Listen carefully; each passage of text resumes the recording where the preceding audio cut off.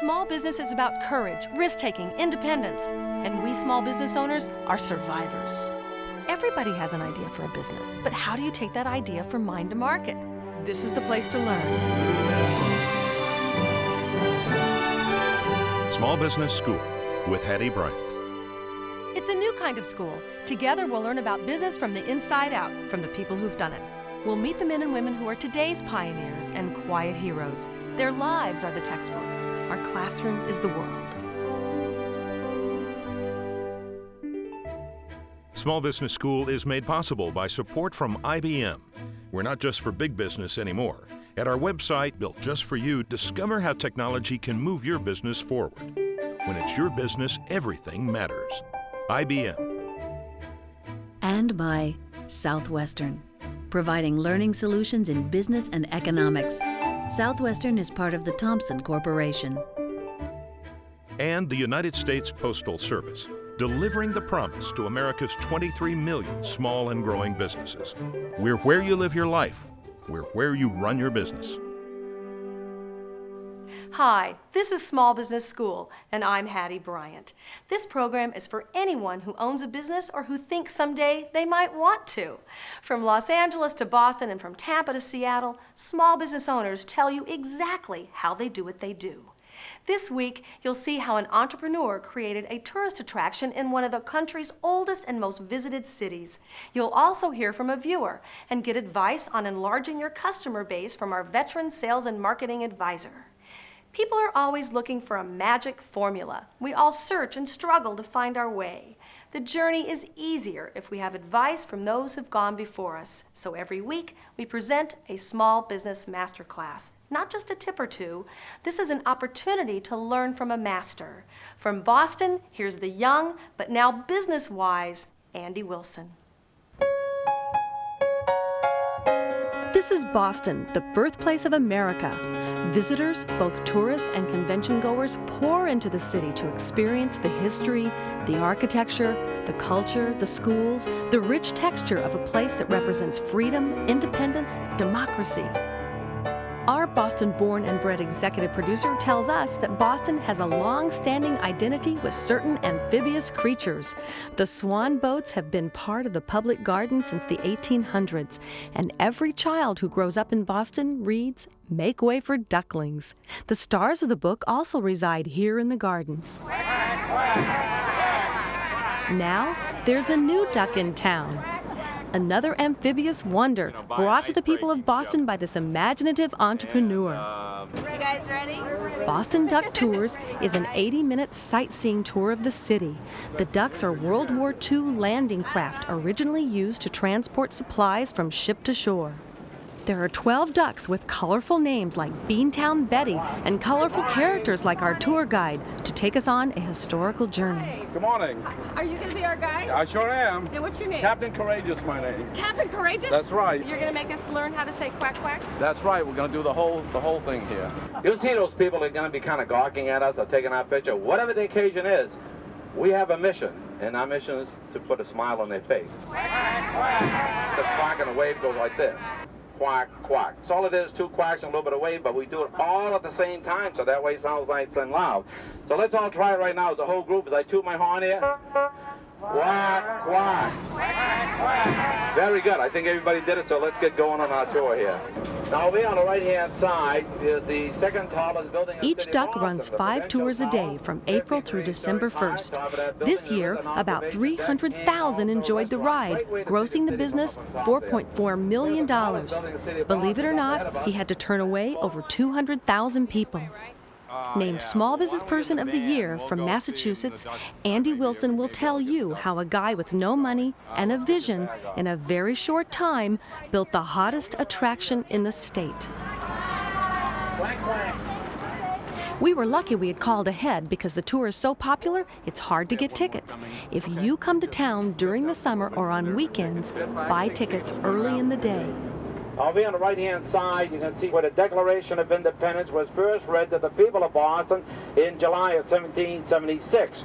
Andy explains his non-conventional hiring process. We just run ads in the Boston Globe for Coast Guard captains. Oh, you say wanted Coast Guard captain? Yeah. Now, duck drivers need 4 licenses to drive a vehicle like this. One of them's from the United States Coast Guard, which is a captain's license. One is from the state, what they call a CDL, or commercial license. One is from the Department of Public Transportation, it's for a passenger endorsement. And the other one's from the city of Boston, it's a sightseer's license. Of course, it's a little fee here, and a little fee there, here a fee, there a fee, everywhere. Right on, very good. And then they come in and we have cattle calls. And we have a theatrical coach that puts them through theatrical skill sets, because the first thing is we want to see is whether or not they can project themselves as being someone else besides themselves comfortably.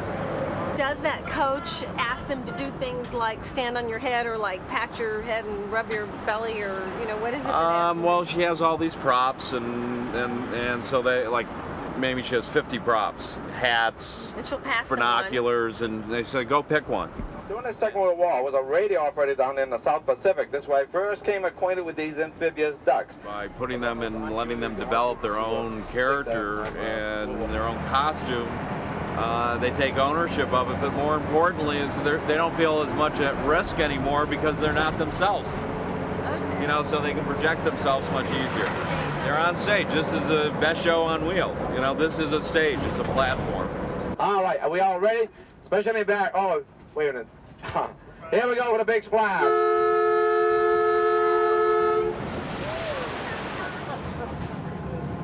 How was that for a big splash? Pretty good? Only one word of warning. Please do not try this with your own automobiles. It could be very dangerous. Well, I was, in a suit and tie working in corporate America, and was in the backroom office of investment banking, doing all accounting for commingled investments and making a lot of money for the company. And I just woke up one day after working 7 years, and I said, something's wrong here. This isn't what life is all about. So I went out and for $300 bought a 90-day Greyhound pass and took my own bus trip. And along the way, I wanted to go see an aunt who I had not seen in 18 years, and she lived in Tennessee. And I stopped off in Memphis to see Graceland. And I pulled into the bus stop at 5:30 in the morning, stumbled across the street, checked into a hotel to get some shut-eye, and I woke up about 3 hours later, opened the drapes, and I looked down, and there was this duck that was One of these. That there was this little rinky-dink duck business in Memphis, and didn't know they existed. And I took the duck tour. So I finished the rest of my, went on and saw Graceland and saw my aunt and went on with the rest of my trip. And I was home for less than a half an hour, and I saw 10 trolleys in that first half an hour. Home in Boston. Home in Boston. Saw 10 trolleys packed with people. Living on a boat, I used to take people up to see these views in the Charles, friends of mine, when they'd visit, and they would be ranting and raving about this experience years later, about how wonderful it was. And they loved it from the boat best. From the boat the best, and all of a sudden it just hit me. I said, this will work in Boston. I researched and I found out that there were really 3 main duck businesses that had been flourishing. I toured the 3 of them, and it became very clear and evident to me that the guy in Branson, Missouri, Bob McDowell, had clearly taken this business to the highest state of being that anybody else had in terms of execution of the tour, but more importantly, the equipment. So I approached him and realized that he had taken and continually tries to strive to improve on safety and improve on reliability. Okay, so what is the relationship? Do you buy the finished vehicles from him? Do you spec to him what you want for Boston? How does that work? Well, I spec'd what I wanted for Boston over and above what he was already doing. I buy the vehicles from him, and then in terms of sharing his 26 years worth of knowledge, mechanical knowledge he's developed, I pay him. I have a licensing arrangement where I pay him a certain percentage of my gross. But more importantly, as I started helping him cash out his technology, he was running his own sightseeing tour, but all of a sudden now he's cash flowing off of his technology as a result of me. And one of my things I like to say is business people are ultimately much better off working together and working apart. So I convinced him to work with me, first time he'd ever done that. So not only was it good for me, but it was good for him, and our success has helped improve his success both financially and making the duck tour concept potentially successful anywhere in the world. I thought I was going to be able to pull it off like this. And so I started lining up money and commitments for money, and I said, well, it's going to take another 6 months. 6 months would come and go, and then by the time that I got all the permits, they said, oh, you know, it took this long, something else is going to happen. We're nervous. We're nervous, and so I was desperate, you know, and I tried to get bank financing, I tried to go to the SBA, you know, all that stuff was gone. So in last desperation, I made phone calls. So I finally got a hold of this woman, and through a partner at an accounting firm, because I called him desperately. I said, you got to help me find. He says, her name's Carrie McIndoe. And he says, her name's all about what she is, Carrie McIndoe. I called my mom up and I said, because I was broke, I said, I need to borrow some money to fly some people out so I can get the last step. And that was in June, and by August they had raised the money for me, $1.25 million. And, you know, they had the contacts, I had the offering memorandum. All right, so explain to me an offering memorandum. What is it? Well, an offering memorandum is a legal document that explains your business idea, how you're going to execute it, your financial projections, the legal structure, and it does it in such a way, and it also discloses all the risks. In other words, there are inherent risks in any business. You know, I feel like a farmer when the risk was the weather. If it rained for an entire season, I'd go bankrupt, you know? Right. So I had the logo on the front of my offering memorandum. You know, it's a big, thick book. The little duck? And when I first showed her this, I showed her a picture of the skyline views from the Charles, and she says, Andy, you're all wrong. It's not the logo, and she put the picture of the views right here of Boston on the front of the thing. And I was just telling you about these investors in Maryland. I've been going around because I never met half of these people. And I said, why do you invest? He said, we liked the idea, and we saw that picture on the front of the offering memorandum, and then we were sold. We said we knew it would work. No, I just got a call from Waterfront Wanda. They have an electrical problem down at the ramp, so they need our duct. It's this wire. See how nothing we can do with it. See how that just split right off? Running a successful business often means you have to run it hands-on, as we found out before boarding one of the ducks. If they're mechanical, they're bound to break down at some point, you know. So, but what you try and do is do your best to, in terms of managing the business, you do everything you can to try and do it under your, you know, repairs and preventative maintenance under your own terms. So you're one of the official maintenance persons? Yeah. There's me and four other guys. And I'm one of the two that does breakdowns right now. Good, so you're having fun? Oh yeah, yeah. It's the best job I've ever had, so. I thought at some point it would get easy. I think that's what surprised me, and it hasn't gotten any easier. You know, I thought at some point it would be up and running. You know, we have our customers, we're profitable, I have a stable staff, I have, you know, but every day there's a new problem. As I like to say, business is not a state of perpetual motion. You just don't sit back and say, okay, it runs on its own. 2 weeks before we opened, after I pulled this all together, the city came back and said you had to make these things wheelchair accessible. And I was horrified. You were out of money.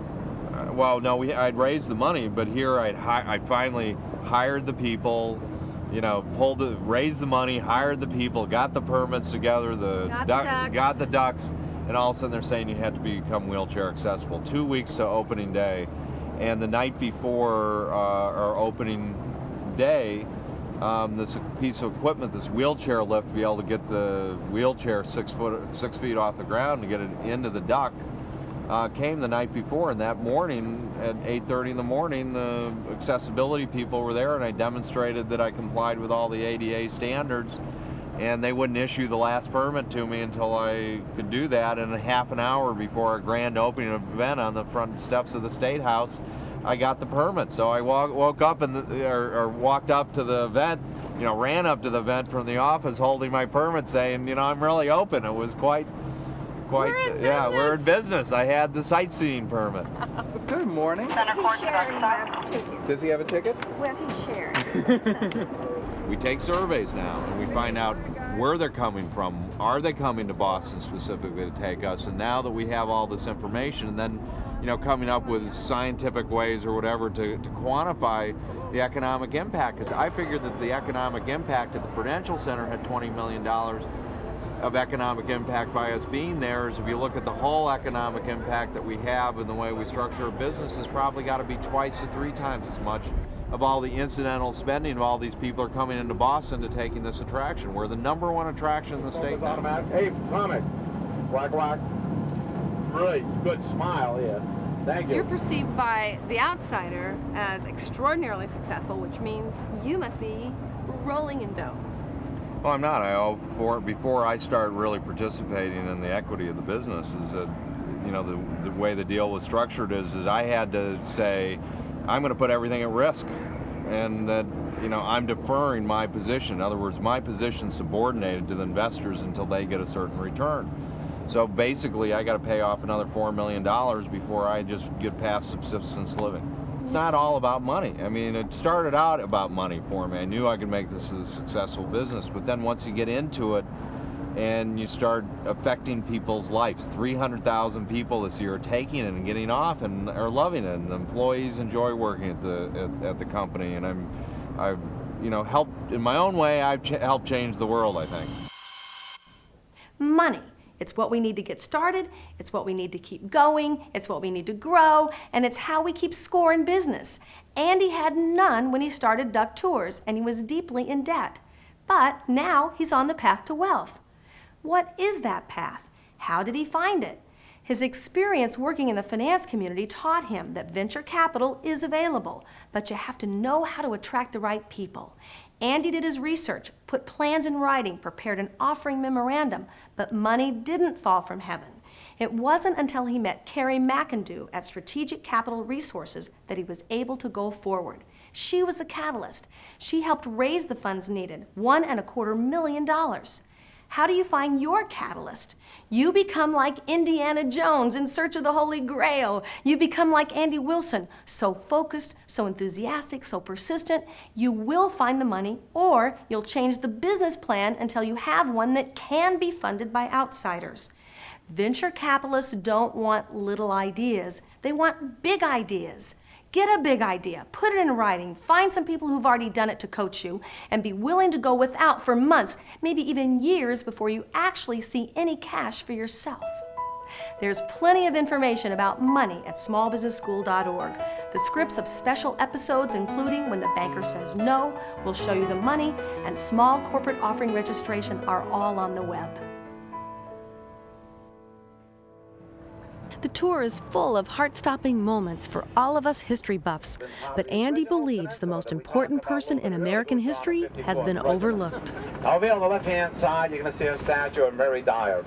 Mary Dyer gave the world the right to religious freedom by putting her life to end. Boston was originally settled by the Puritans, and they passed a law that said the penalty of it was death if you did not practice their puritanical beliefs. And the worst part was that they came to this country to escape religious persecution. And Mary Dyer said, hey, you know, you're hypocrites. And she put them to test. And so they found her guilty, her only crime of being a Quaker, and they hung her on the Boston Common. As a result of that, her husband went back to the King of England and proposed an experiment called the Lively Experiment. And the king bought into it and signed a proclamation and made Rhode Island the first place on the face of the earth where people could freely practice their religion. That's 100 years before this country became independent. Mary Dyer, she's my hero. This woman ended her life to give the world the right to religious freedom, which was the first acceptance of diversity in the world, and nobody knows who she is. Benjamin Franklin was born on Milk Street, but I learned something. Well, tell me, darling, what'd you learn? Yes. To drive a boat. You learned how to drive a boat.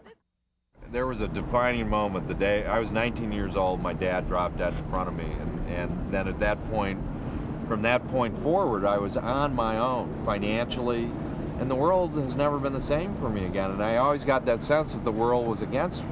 But the whole point is, if you think that way, you know, you'll never go anywhere in life, and you'll be a miserable person. And so it's optimism, you know, and passion, and that passion has to be optimistic passion. you have to be optimistic about the world and about being able to do something. Otherwise, you'll never take any action, and your life will never move forward. My grandmother taught me that everything fits into banking someplace. Meaning, as you get older, you accumulate more and more knowledge, deposits of knowledge. Yeah. And at some point in your life, you're going to withdraw that knowledge again. So everything fits into banking someplace. And so that's one thing I learned along the way, is that you always learn from your experiences, and don't let your experiences just go by without gleaning something from it. There's a lot of knowledge you can never get in college. And the world is that's what I'm saying, is you go through the world, you accumulate that knowledge, and I think that's very important, is you accumulate it and try and apply it. There's a reason why to become very philosophical, the 10 Commandments say, respect thy elders. If somebody does accumulate that knowledge through their lives, they're going to be a lot more powerful. Knowledge is power. And so I believe that to be very important.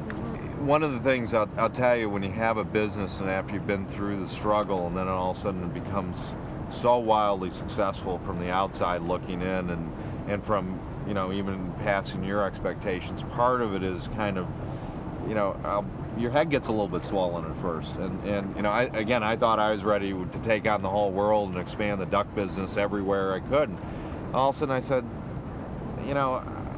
do I want to have 55 employees in 20 different locations around the world? The answer was no. And so, I feel very fortunate again that this has taken off, and so I need to make sure that this business stays as a long-term sustainable business. I am President and Chief Executive Officer of the Greater Boston Chamber of Commerce. What Duck Tours has done is built upon the culture and heritage of Boston and our whole region. In just 4 years, they have become a role model for other businesses throughout our region. I'm the Regional Administrator for the U.S. Small Business Administration. Duck Tours is a great American success story. Entrepreneurs have a unique heart and a unique drive, and Andy Wilson has that personified. When he finished his remarks at the awards banquet for the Small Business Person of the Year, you could have heard a pin drop. I mean, I think his last line was, "God bless America. You couldn't do this, what I've done, anywhere else in the world." Once you have a successful business, people look at you differently, and which bothers me. See, this is what bothers me, is that before, people wouldn't listen to me. I was a no one, and now you have this kind of successful, visible business, and now all of a sudden people hang on my words more. And so I realize I can do more with my life. The world is a difficult place, and there is a lot of sham, there is a lot of drudgery, but it really is a beautiful place. And with that kind of attitude, you can conquer the world.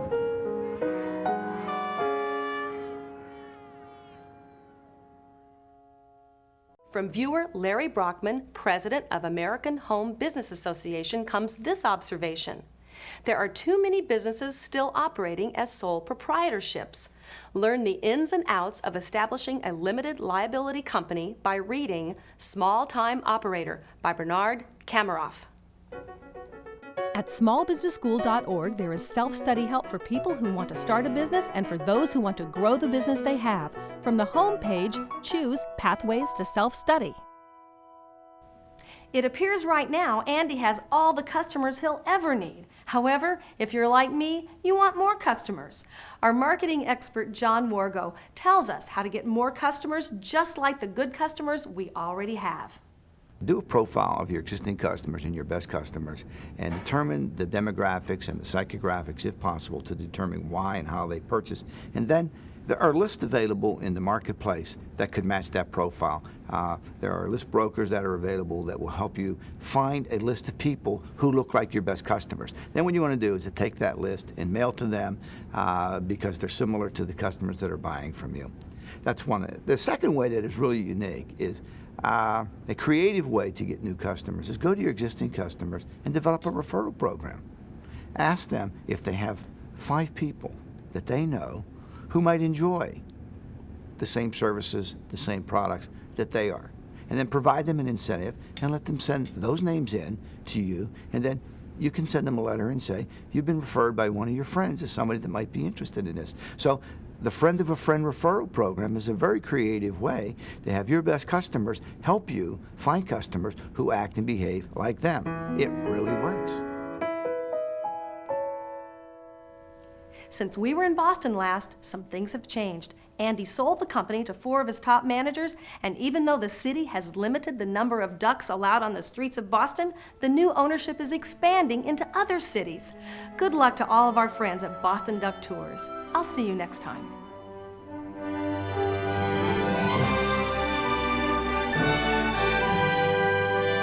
Small Business School is made possible by support from IBM.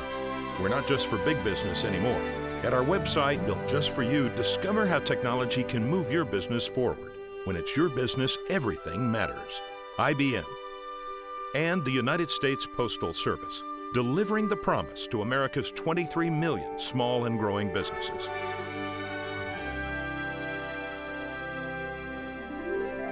If you want to learn more about starting, running, and growing a business, come to our website, smallbusinessschool.org. There's streaming video and interactive study guides. The only way we can compete with big business is to be faster, smarter, and better. We are the engine of the American economy. We create the jobs.